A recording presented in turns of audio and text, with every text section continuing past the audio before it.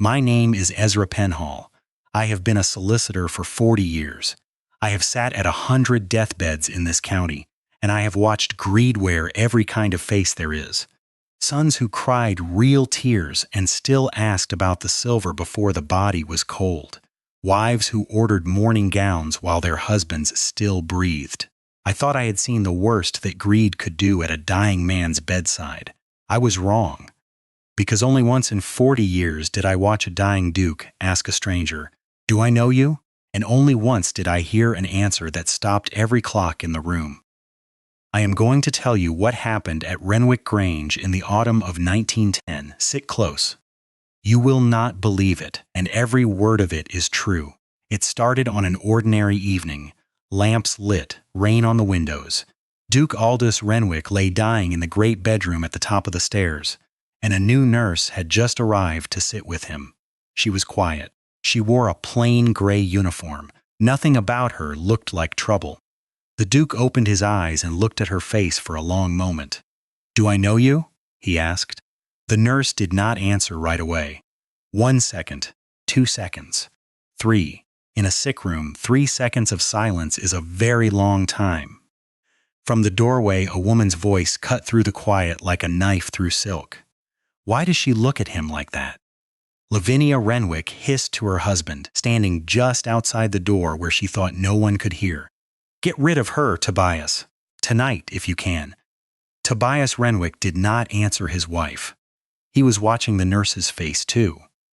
And something about the way she looked at the dying Duke made the hair on his arms stand up, though he could not have said why. Nobody in that room knew her name was already written in the family Bible. Nobody knew it had been cut out with a razor 30 years before. Nobody knew the woman standing at the foot of the dying Duke's bed was his own daughter, sent away as a baby and mourned as dead for 3 decades. The nurse only lowered her eyes and said, "No, Your Grace, you don't know me." She was lying, and before this story ends, that lie is going to blow this house apart in front of the whole county. But before we continue, subscribe now and tell us in the comments where you are watching from and what time you saw this video. Tonight's story is one you will never forget. Her name was Clemency Dove. She was 34 years old. She had been a nursing sister for 12 of those years, in London hospitals, in the homes of dying strangers, always moving, never staying long in one place. She told herself she liked it that way. No roots meant no one could pull them up again. She had been born in this house, Renwick Grange, Shropshire. She had been carried out of it in a basket at 6 weeks old, and she did not remember any of it, not really, only fragments that might have been memory or might have been things her mother told her before she died. A smell of beeswax and wood smoke. A tune hummed low in a dark room. A man's voice, angry, far away behind a closed door.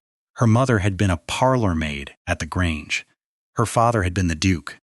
That was the whole shameful story, and Clemency had grown up hearing it in pieces, from her mother, in a cottage 2 counties away, until her mother died coughing into a handkerchief when Clemency was 19. Her mother had never once said a cruel word about the Duke. That had always confused Clemency more than anger would have. If he threw us out like rubbish, she used to think, why does she speak of him like he was kind? She did not come to Renwick Grange for money. When the agency posted the position, private nursing, live-in, Renwick Grange, Shropshire, generous but not lavish terms, she almost did not apply. Then she saw the name of the house and her hands went cold, and she applied that same night, and she told herself it was only curiosity. She told herself she had no interest in forgiving a dying stranger who had never once come looking for her. She told herself a great many things. Most of them were not true. The agency sent her because she was cheap, reliable, and asked no questions. That was exactly what Tobias Renwick wanted. Tobias was the Duke's nephew, the son of the Duke's late younger brother, 40 years old, handsome in a soft, well-fed way, with the manner of a man who had spent his whole life practicing to inherit something. He rehearsed grief in mirrors. He had done it since he was a boy. Practiced the face he would make at his uncle's funeral, the exact tremble of the lip, the exact catch in the voice when he said, "He was like a father to me." He had never once practiced sitting at the man's bedside and simply being kind, because that thought had never occurred to him. He had hired the cheapest nurse the agency offered on purpose. A proper physician might ask questions. A proper physician might notice things. A tired, underpaid nursing sister who needed the position would keep her head down and do as she was told. That was the plan. Keep the old man comfortable, keep him quiet, keep him foggy enough that when the new will was placed in front of him, his hand would go where Tobias guided it, and no one watching would be able to say, the Duke had not understood what he signed. His wife Lavinia was already counting the silver. Literally. On the second evening after Clemency arrived, Lavinia stood in the corridor just outside the Duke's open bedroom door with a leather notebook and a footman holding a candle, and she read out loud from a list while her husband's uncle lay dying 20 feet away. "The candlesticks go to my sister," Lavinia said. "He won't miss them now." A housemaid polishing the banister froze. A footman at the end of the hall looked at his shoes. Clemency, sitting beside the Duke's bed with a cool cloth in her hand, felt her jaw go tight as iron. The Duke did not stir. He was somewhere between sleep and death that night, in one of the long gray tides that took him further and further out before the sea brought him back again. Lavinia's voice did not drop even a little.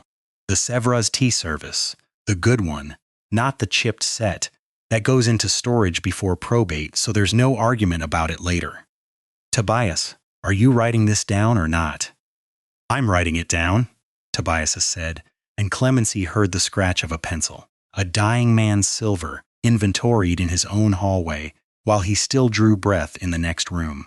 Clemency had nursed dozens of dying strangers in dozens of houses. She had seen greed before.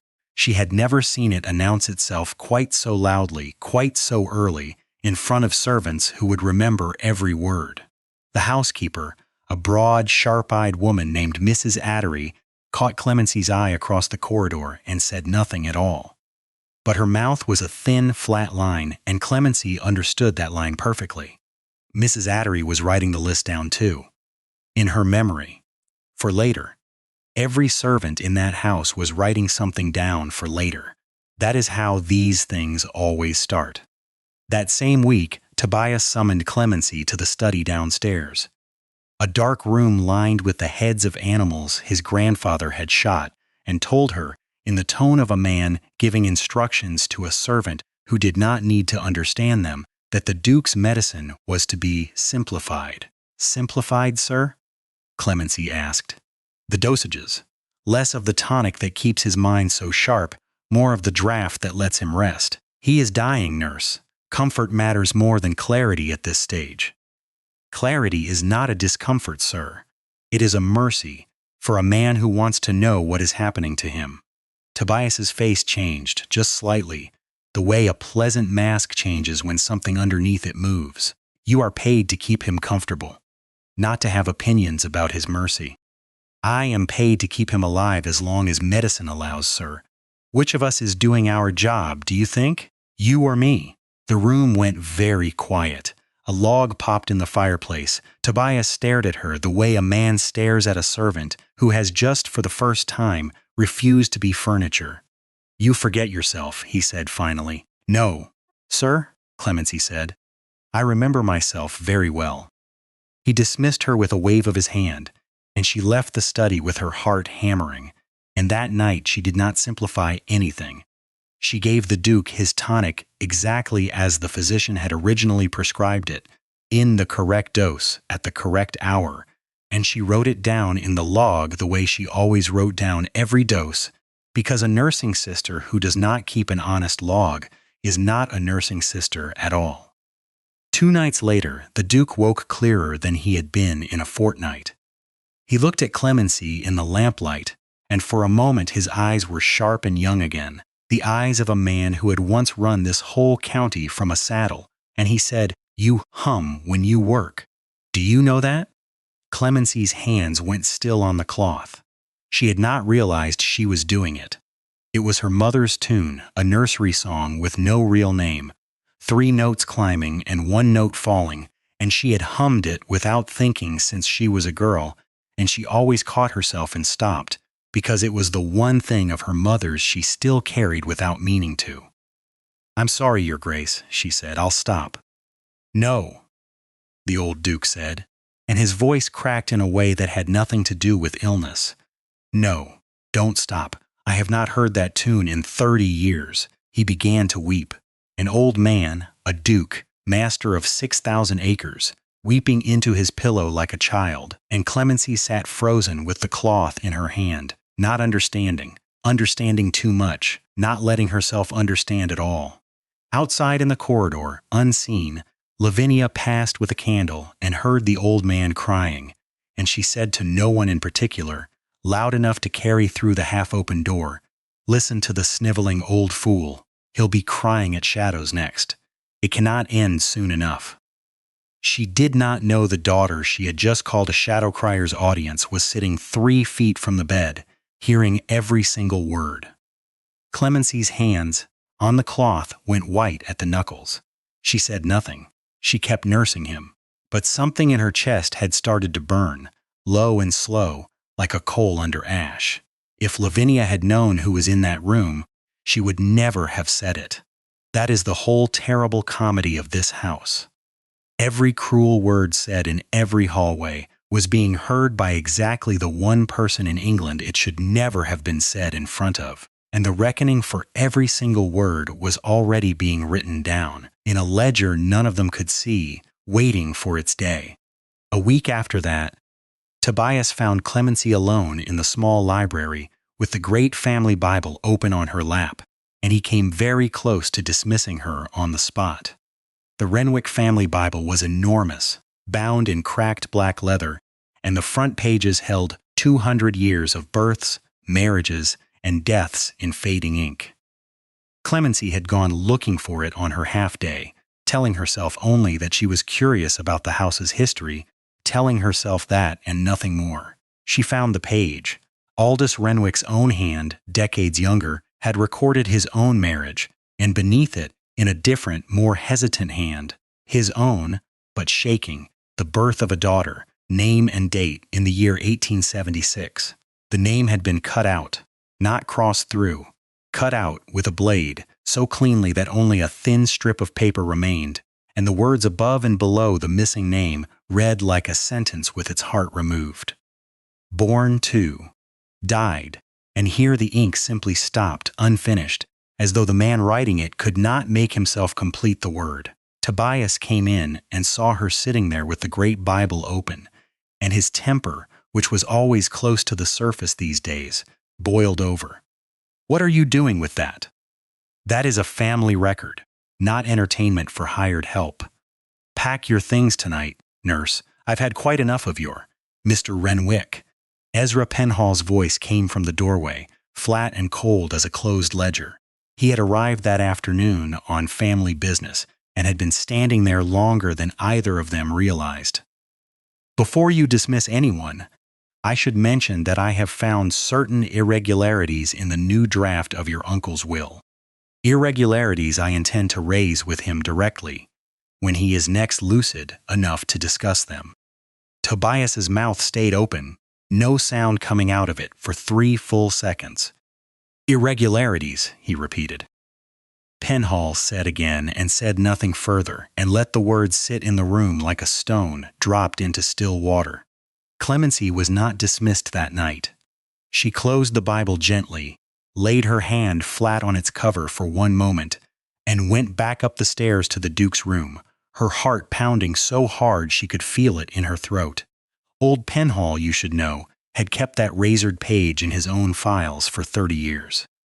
He had been the young clerk in the room the night the old Duke, Aldous' own father, brutal and proud, had ordered the name cut from the Bible with his own hand to protect a marriage negotiation that mattered more to him than a servant girl's baby. Penhall had said nothing then, because a clerk of 24 says nothing to a Duke of 60. But he had kept the cut page, folded in a private drawer for 30 years, waiting, without knowing what he was waiting for. He was about to find out. The truth of it all came out 9 days before the Duke's death, on one of his last great tides of clarity, the kind that comes sometimes at the very end, a sudden clean light before the dark, when a dying mind finds its old sharpness one more time, as if to settle its accounts before it goes. He asked Clemency to sit closer. He took her hand, not knowing whose hand it was, only that it was gentle and it stayed. "I had a daughter once," he said. "Did you know that, nurse?" "No. Why would you? Nobody in this house speaks of her. I forbade it, and then I made certain there was nothing left to speak of." Clemency said nothing. Her whole body had gone still. "My father found out about her before she was 6 weeks old," the Duke said.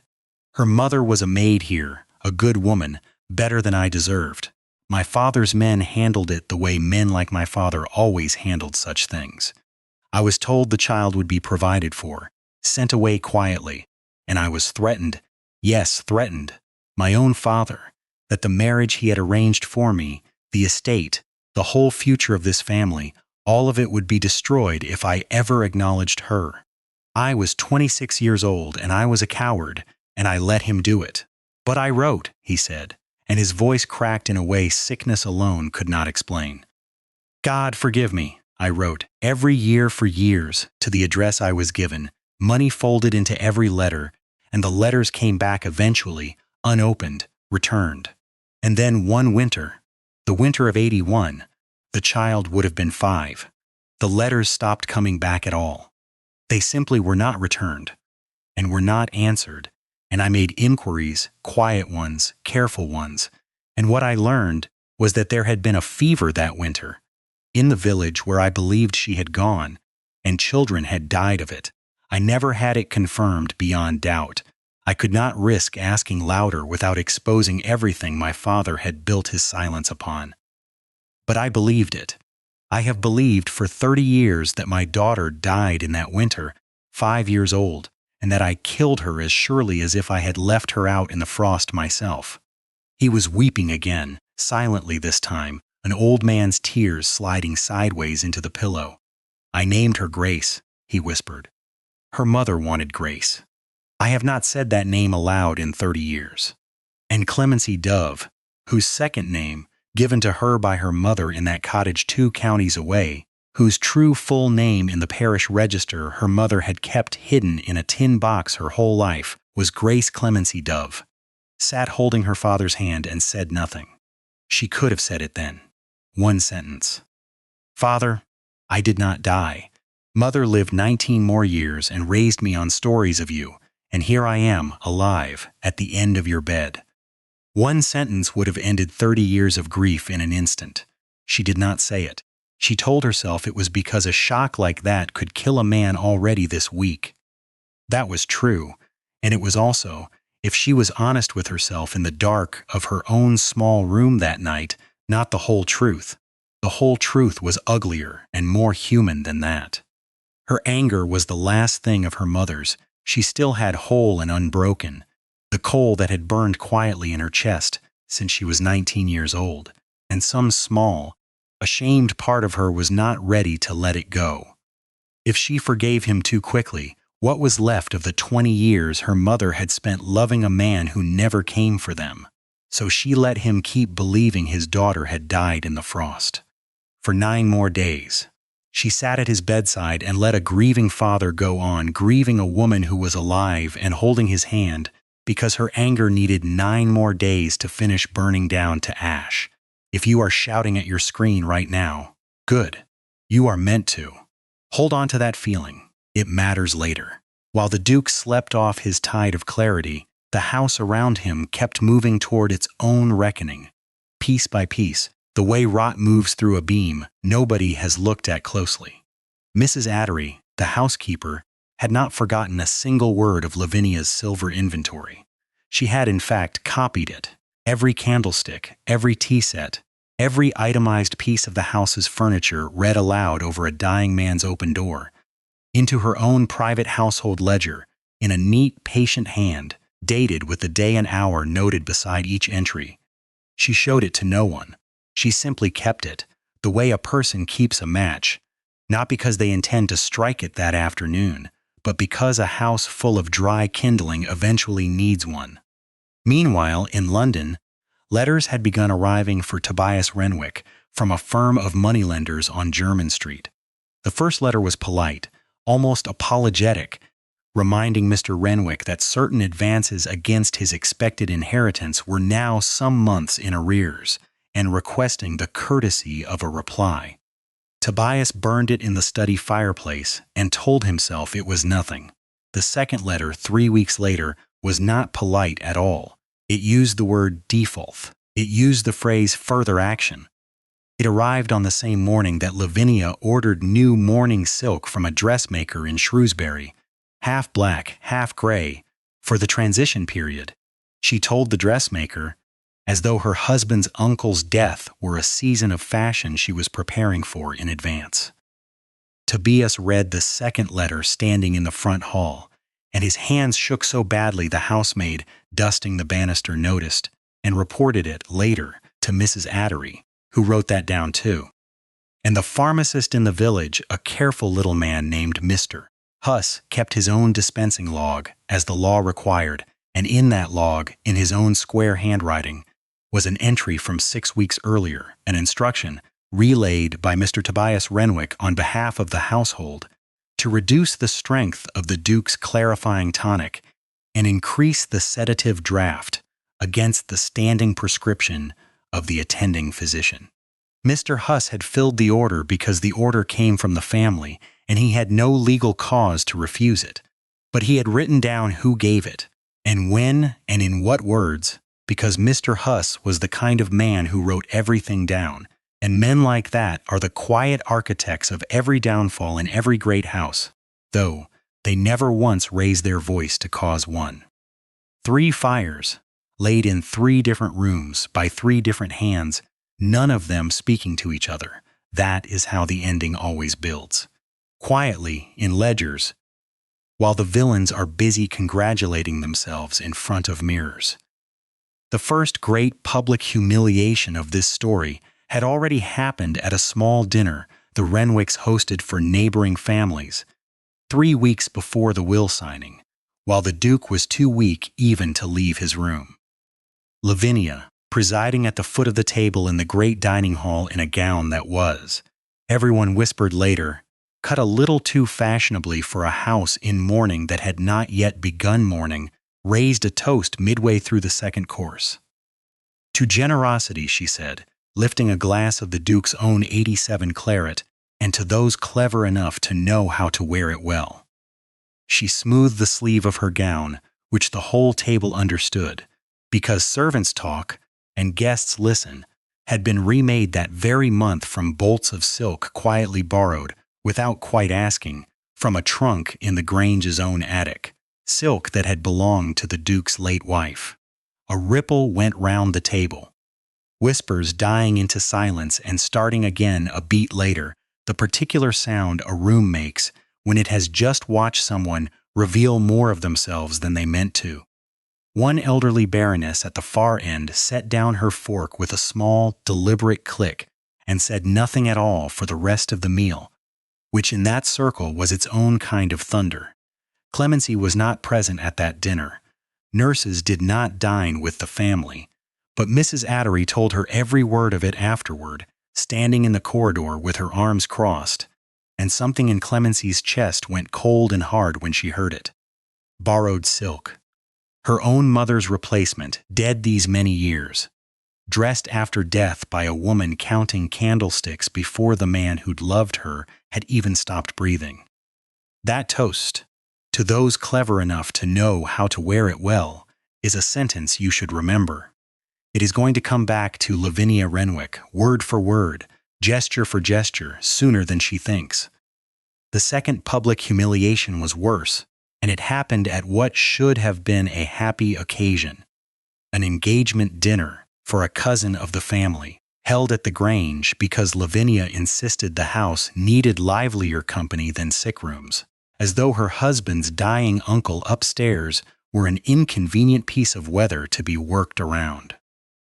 Partway through the evening, a young housemaid named Effie, carrying a heavy tray of glasses toward the sideboard, caught her apron on the corner of a chair and stumbled, and 2 glasses shattered on the floor in front of the whole assembled table. The room went silent the particular way a room goes silent when it is about to enjoy someone else's misfortune. Lavinia's laugh cracked across the silence like a whip. "Careful, girl, or you'll be scrubbing floors for the rest of your life in that apron. Perhaps we should make it a uniform for clumsiness." She turned to the table, delighted with herself. Honestly, one simply cannot get good service anymore. Effie, 17 years old, went scarlet and dropped to her knees to gather the broken glass with shaking hands, while half the table laughed along with their hostess, and the other half looked at their plates in obvious discomfort. Clemency, who had come down briefly for hot water for the Duke's compress, stood frozen in the doorway and watched it happen.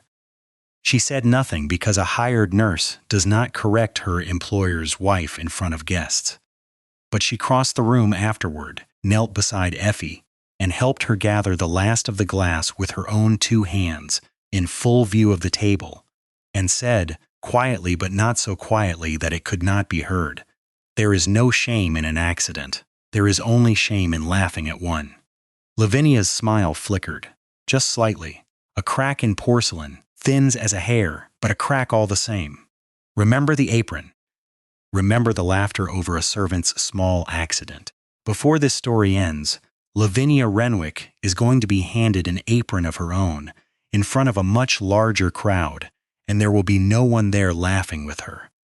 Many victories kept arriving, small and sweet, while the big reckoning built beneath the surface like a held breath. Tobias, humiliated by his own creditors and terrified of exposure, tried to quietly borrow a further sum against the estate from a Shrewsbury bank, only to be told, with icy courtesy, that the bank's manager had already had a most informative conversation with Mr. Penhall regarding certain irregularities in the pending inheritance, and that further advances could not, at this time, be extended. Tobias left the bank white as chalk and did not tell his wife. Lavinia, meanwhile, discovered that the dressmaker in Shrewsbury, who had remade the late Duchess's silk, had sent her bill directly to the estate's solicitor, rather than to the Renwick household account, on Mr. Penhall's specific instruction, pending clarification of ownership of the materials used. Lavinia stormed into Penhall's temporary office at the Grange, furious, demanding to know why her dress bill was being treated like a criminal matter, and Penhall looked up from his papers, entirely unmoved, and said only, "Because it is one, madam. Theft of estate property is a criminal matter, regardless of how well it is worn." Lavinia left that room paler than she had entered it, and for the first time since the story began, she did not have a clever answer ready. Small fires, all catching at once. The viewer at home, watching this, should feel the walls closing in on 2 people who thought they had all the time and all the power in the world. They had neither. They simply had not been told yet.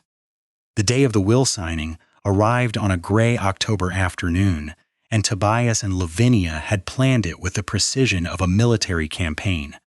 They chose a moment when the Duke's tonic had been simplified to its weakest strength in weeks, when the fog in his mind sat thickest, when Mr. Huss's careful log showed the sedative draft given only 2 hours before, at Tobias's direct instruction, over Clemency's written objection. They assembled witnesses. Penhall, because a will requires a solicitor present and could not legally proceed without one. 2 junior clerks brought from Shrewsbury for the signatures.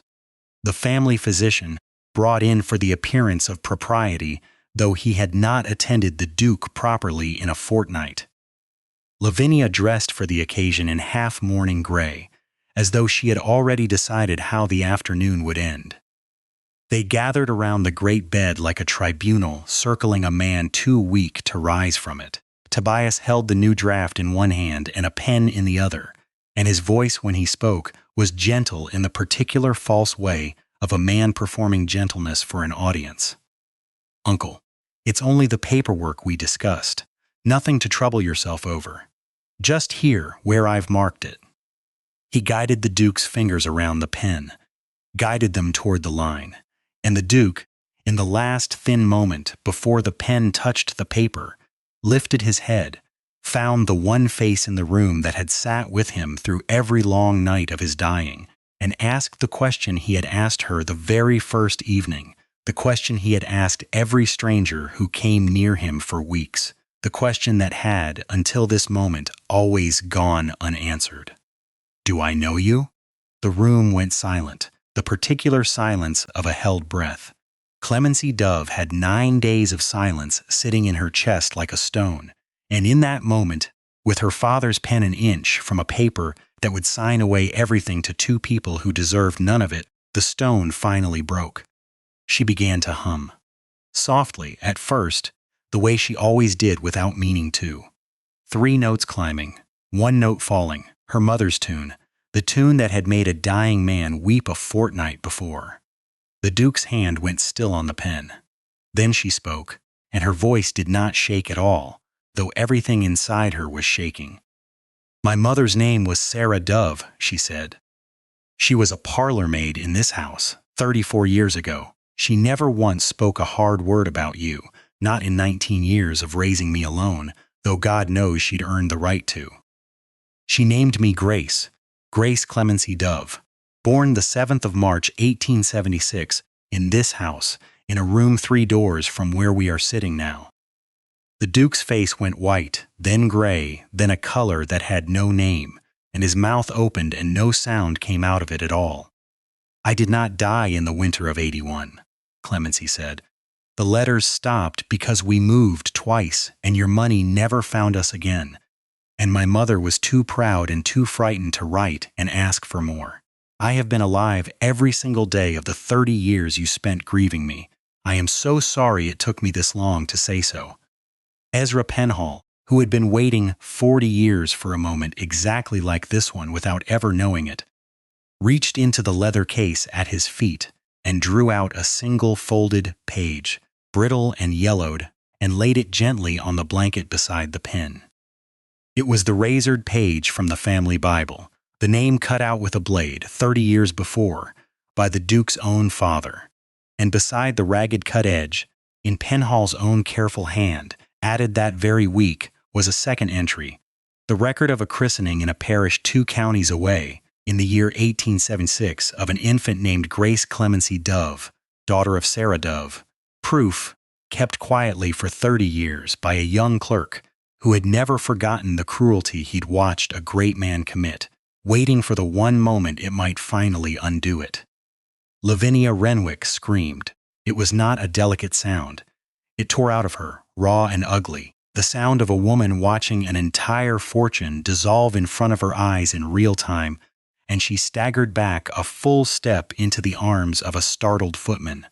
Tobias lunged for the razored page, his hand snatching toward the blanket. Some last desperate animal instinct to seize and destroy the one piece of paper that could ruin him. But the Duke's hand, which had not held a pen steadily in a month, closed over that fragile scrap of paper first, faster and firmer than it had moved in weeks, and he held it against his chest like a man holding the only thing in the world worth holding. "Get away from her," the Duke said to his nephew, and though his voice was thin as paper, it did not waver. "Get your hand off that pen. Get it off my bed. Get out of my sight." The unsigned draft slid off the blanket onto the floor, forgotten, in front of the very witnesses who had been assembled to make it lawful. Penhall stood, and, in the flat, unhurried voice of a man who has waited a very long time to say something, and intends to enjoy every word of it, addressed the room. "For the record, gentlemen, the original will of Duke Aldous Renwick, drawn 11 years ago and never revoked, contains a specific clause providing for any issue of the Duke's body proven to be living, regardless of prior belief as to their death. That clause has just been satisfied, in front of 5 witnesses, by documentary proof I have personally verified. The draft Mr. Renwick prepared this afternoon is void on its face, having never been signed, and I would further note for the record, that it was presented for signature while the Duke's medical records, kept in this county's apothecary log, show his prescribed clarifying tonic deliberately reduced against physician's orders, at Mr. Renwick's own instruction, for the specific and documented purpose of easing this signature. I have copies of that log. I have had them for 3 weeks. Tobias's face had gone the color of ash. You cannot. This is a manufactured scene, a servant's fantasy.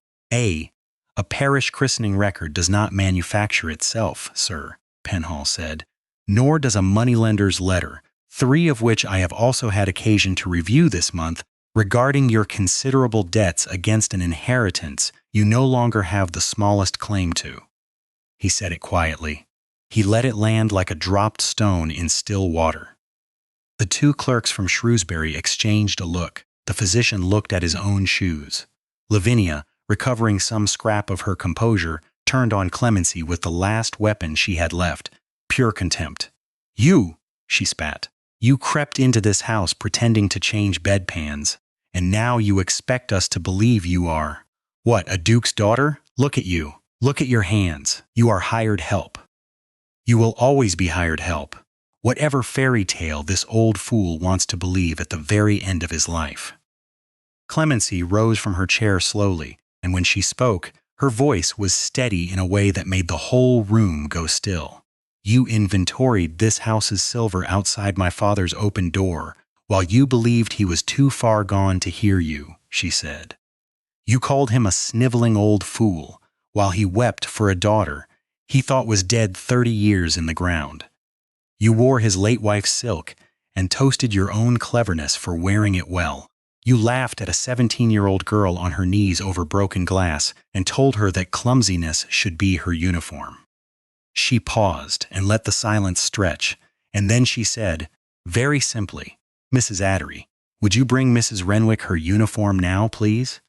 Mrs. Addery, who had been standing in the doorway the entire time with an apron folded over her arm, the same plain servant's apron Lavinia had once mocked a housemaid for wearing, stepped forward and held it out. The room understood the gesture instantly. All of it, the whole shape of the joke turned inside out and handed back to the one who had made it first. A woman who had spent months separating herself from servants by mocking their aprons was being handed one, in front of witnesses, as the very last thing that fortune had left for her. Lavinia did not take it. She simply stared at it, and then at the room full of faces that were no longer laughing with her, only looking at her. And something in her posture broke that no dressmaker could ever mend. The great mirror karma of this house had arrived exactly as these things always do. Not with violence, but with a room turning to face the person who had made it laugh, and refusing to laugh anymore. Penhall gathered his papers. Tobias tried, one last time, to argue the point of law, some feeble reference to undue influence, but Penhall simply produced Mr. Huss's dispensing log and read aloud, in the same flat, patient voice, the entry recording who had ordered the Duke's tonic reduced, and when and why, for the specific purpose of easing the signing of documents, in Mr. Huss's own careful words, dated 6 weeks prior, and Tobias's protest died in his own throat before he finished it. The unsigned draft lay on the floor where it had fallen, and no one in the room moved to pick it up. It stayed there the whole time, forgotten exactly the way its makers were about to be. By the following week, everything the story had been quietly building toward for months came due at once, the way debts always do, all together, with no more warnings left to give. Tobias's creditors, learning through the county's fast-moving grapevine that his expectations had collapsed entirely, moved swiftly and without mercy. The letters that had once arrived polite, and then threatening, now arrived through solicitors of their own, and within a fortnight, Tobias Renwick had been forced to sell his London lodgings and his carriage to satisfy debts he had confidently borrowed against a fortune that was never legally his to spend. He and Lavinia left the county for a small rented house 200 miles away, in a town where nobody knew their name, which was, everyone agreed, precisely the point. Lavinia's probate inventory, every candlestick, every piece of silver, the borrowed silk, all of it, was read into the formal legal record by Penhall as evidence of clear and premeditated intent to strip the estate before the Duke had even died, and it followed her, whispered about in drawing rooms across 3 counties for years. The dressmaker in Shrewsbury, asked once by a curious client whether she remembered the Renwick order, was said to have laughed and answered that she remembered it very well indeed, and would be delighted to discuss it at length. The Duke did not spend his last 9 days demanding forgiveness, or explaining himself, or asking his daughter to excuse 30 years of silence. He simply asked her, on the very first evening after the truth came out, in a voice gone soft with something that was not quite fear and not quite hope, "Tell me about her."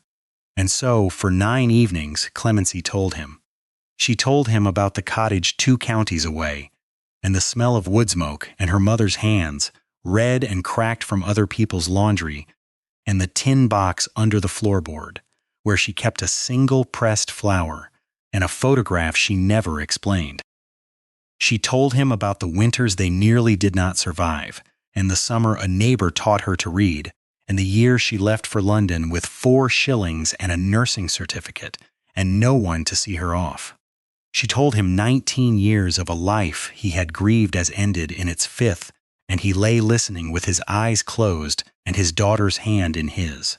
And for 9 evenings, an old man who had spent 30 years believing he had killed his own child simply by being a coward got to learn, instead, that she had lived and struggled and survived and become exactly the kind of woman her mother would have wanted her to be. He never once asked her why she waited 9 days to tell him. She was grateful for that, every single evening, more grateful than she had words for. She had wondered, sometimes in the small hours, whether he had guessed the reason on his own, and simply decided a man with 9 evenings left had no time left to spend on blame. On the 10th morning, he did not wake. Clemency was holding his hand when he went, and the last thing he had said to her the night before, eyes half closed, voice barely above a whisper, was her name. Not Clemency, not nurse, but the name he had given her at birth and never spoken aloud in 30 years. "Grace," he said, "my Grace." She sat with him a long while after, in the quiet, before she called for anyone. It was the only privacy either of them had ever really had together, and she was not in a hurry to give it up. The house and the title and the land passed to her, exactly as the original will's own clause had always promised, to any issue of the Duke's body proven to be living, and the county buzzed for a full season with a story so improbable that half the drawing rooms in Shropshire refused to believe it, until they saw her walking the grounds themselves, in plain grey, humming without stopping herself any more. She kept the name Renwick, when the lawyers asked what she wished to be called. But she kept Dove, too, folded into the middle of it, her mother's name carried forward openly at last, instead of hidden in a tin box under a floorboard. She had the razored page from the family Bible framed, cut edge and all, the ragged blade mark left exactly as her grandfather's cruelty had left it 30 years before, and she hung it above the front door of Renwick Grange, where every visitor who ever entered that house again would have to look up and see it, not to shame the dead. She was clear about that with anyone who asked. She hung it there so that no one who ever lived in that house again would forget how easily a family can cut a person out of its own story, and how long the empty space where they used to be can keep bleeding long after the blade has been put away. Forgiveness delayed is not forgiveness saved. A deathbed keeps no change for the time you thought you had left. If there is a truth in this house worth carrying out its doors, it is that one. Say the thing while there is still someone standing there to hear it, because none of us are promised 9 more evenings, and some of us are not even promised 9 more days. So here is the question this story leaves you with, and there is no easy answer to it, whichever way you lean. Clemency Dove let a dying father grieve a daughter he believed dead for 9 more days than he needed to, because her anger was the only inheritance her mother had left her whole. Was that cruelty? Was it simple self-protection from a woman who had earned the right to take her time? Or was it both at once, the way most human things are both at once? And when you weigh it, who do you think owed the first word all those years ago? The frightened young father who let his own father cut a name out of a book, or the grown daughter who found him again and made him wait 9 more days to hear it? Tell us what you think. We already know the comments are going to argue about this one for a long time, and that is exactly how it should be.